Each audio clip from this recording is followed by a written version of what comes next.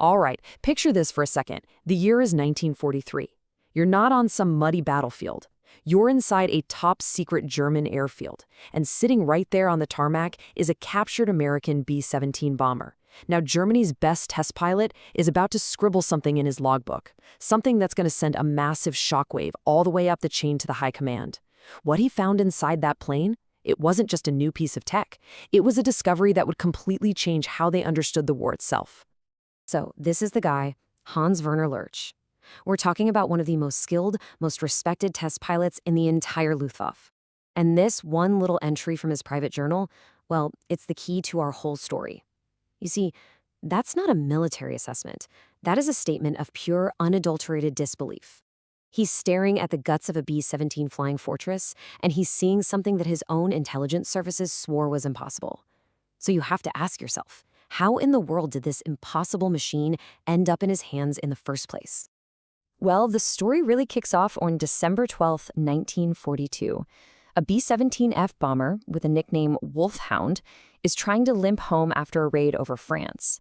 It's shot to pieces, engines are failing, and the pilot has this horrible choice to make: try to cross the English Channel and probably ditch in the freezing water, or put the plane down right there on enemy soil. He chose to land. And with that single decision, the very first fully intact flying fortress fell right into German hands. I mean, you can bet German soldiers were all over that bomber within hours. This wasn't just scrap metal. This was an intelligence gold mine. They worked like crazy, patching it up right there in the middle of a field. Just 2 days later, with fresh German crosses painted on the side, Hound was flown by a German crew to Rechlin. Now, you gotta understand, Rechlin was basically Germany's Area 51. It's where they took every piece of captured enemy gear to tear it apart and figure out what made it tick. So this is the real mystery, isn't it? It wasn't just that the plane flew well that shocked them. It was what the plane represented. What secrets were hiding in its design, in its wiring, even in the way it was riveted together, that could make a top pilot like Lurch question the very foundation of Germany's entire war effort. Okay, let's dig in and find out. For the next 3 months, Hound never left the ground at Rechlin. Instead, teams of German specialists crawled all over it, taking it apart piece by piece. They documented absolutely everything: the electrical systems, the hydraulics, you name it. They quickly realized they weren't just studying a bomber. They were reverse engineering an entire philosophy of war. And the very first thing that blew them away was its pure defensive power. The German pilots who had to face these things in the sky, they had a nickname for it. They called it the Fliegende Stachelschwein, which means, you guessed it, the flying porcupine. And when the engineers at Rechlin got a good look at Hound, they understood exactly why. This airplane wasn't just designed to drop bombs. It was designed to fight its way to the target and fight its way back home. The model they captured, the B-17F, had 9 heavy machine guns. But the later model, the one they'd see the most of, the B-17G, it bristled with 13 of these beasts. 13 .5 caliber heavy machine guns. Just to put that into perspective for you, a standard German bomber might have, 6 or 7 guns? And many of those were smaller, less powerful machine guns. This American plane was a whole different species. But here's the genius of it. It wasn't just the number of guns. It was where they put them. The whole layout was a masterpiece of lethal geometry. You had the tail turret covering the rear, a dorsal turret on top, a Sperry ball turret on the belly covering everything below, plus waist gunners and nose guns. They created this almost perfect 360-degree interlocking field of fire. There was virtually no safe place for a fighter to attack from. Now, if one of these planes was a nightmare, imagine a sky full of them. The Americans developed what they called the combat box. By flying in these tight, overlapping formations, a whole group of B-17s could point hundreds, literally hundreds of heavy machine guns at any single fighter that dared to get close. German pilots said it was like trying to fly through a solid wall of tracers. It was so psychologically devastating that a lot of pilots would break off their attack before they even got in range. The firepower was one thing, but what the German engineers discovered next was, in its own way, even more terrifying to them. It was how the B-17 was built. You see, German manufacturing was all about craftsmanship. Highly skilled workers making custom parts, fitting them by hand. It's precise, it's beautiful, but man, is it slow. The B-17, on the other hand, was designed from the ground up to be mass-produced. It used standard interchangeable parts. That meant you could have semi-skilled workers on an assembly line just cranking these things out at an incredible speed. It was a completely different philosophy. Not perfection, but overwhelming numbers. So, you're Germany. You're facing this flying fortress, this monster that's a product of some terrifyingly efficient industrial system. What can you possibly do? Well, that deep dive analysis at Rechlin did turn up one tiny flaw, one terrifyingly dangerous little window of opportunity that a pilot with nerves of steel might just be able to use. They figured out that the bomber's weakest spot was right in the nose. The early models, like Hound, just didn't have much firepower pointing straight ahead. So the Germans developed a tactic to hit them there, a direct head-on attack, diving in from 12 o'clock high. Now, to call this a tactic is being generous. This was basically a controlled, near-suicidal game of chicken. The combined closing speed between the fighter and the bomber was over 500 miles an hour. We're talking nearly 750 feet per second. The fighter pilot had maybe a 2-second window to spray the cockpit with cannon fire and then yank the plane away to avoid a massive collision. The skill and pure nerve required were just superhuman.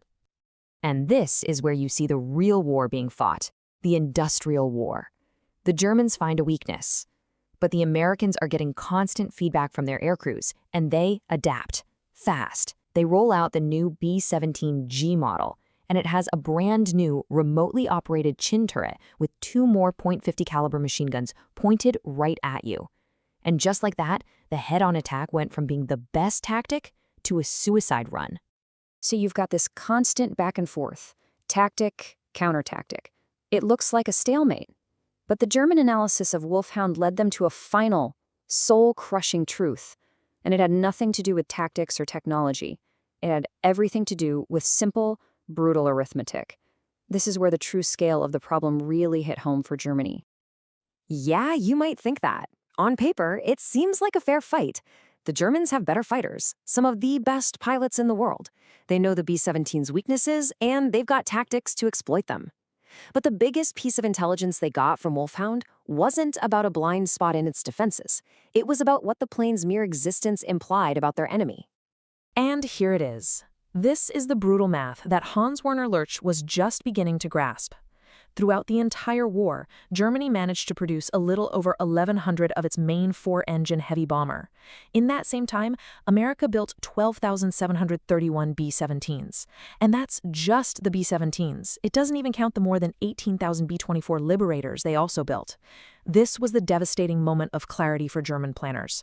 The real weapon wasn't the plane, it was the factory. And it wasn't just one factory. The B-17 was built by a whole coordinated industrial ecosystem. You had Boeing in Seattle, Douglas in Long Beach, Vega in Burbank, all of them churning out these incredibly complex machines. At its peak, the Boeing plant in Seattle was finishing one new B-17 every single hour. Germany, with its focus on craftsmanship and its factories under constant attack, could never, ever hope to match that kind of scale. And that massive difference in production translated directly to the air war. German analysis showed it took, on average, about 20 hits from their 20mm cannons to bring down a B-17. Well, with average pilot accuracy, that means you need to fire around 1,000 rounds to guarantee a kill. Their best fighter plane, the FW-190, only carried 500 rounds. That means a pilot gets maybe 1 or 2 attack runs before he's out of ammo and has to fly home. Meanwhile, a single B-17 is carrying over 7,000 rounds and can stay in the fight for hours. For the German pilots, the math was just impossible. This really just says it all. This was the ultimate lesson that came from tearing apart the Hound. All of Germany's tactical brilliance, all the skill and immense courage of its pilots, it was ultimately irrelevant. They weren't fighting a machine. The real enemy was the assembly line. Every bomber they managed to shoot down was a tactical victory, sure, but it was a massive strategic defeat because they knew that in a few days, 2 more would be there to take its place. So why does this story matter now? What's the takeaway from an 80-year-old bomber? Well, the story of Hound is way more than just a history lesson. It's a powerful lesson in systems. It proves that the most decisive weapon isn't always the fastest or the sharpest. It's the one backed by a system that can produce it and sustain it in overwhelming numbers. That impossible machine taught Germany a hard lesson that is critically relevant today. You don't just fight the soldier, you fight the factory. You don't just fight the weapon, you fight the entire economic system that can build 10 more just like it.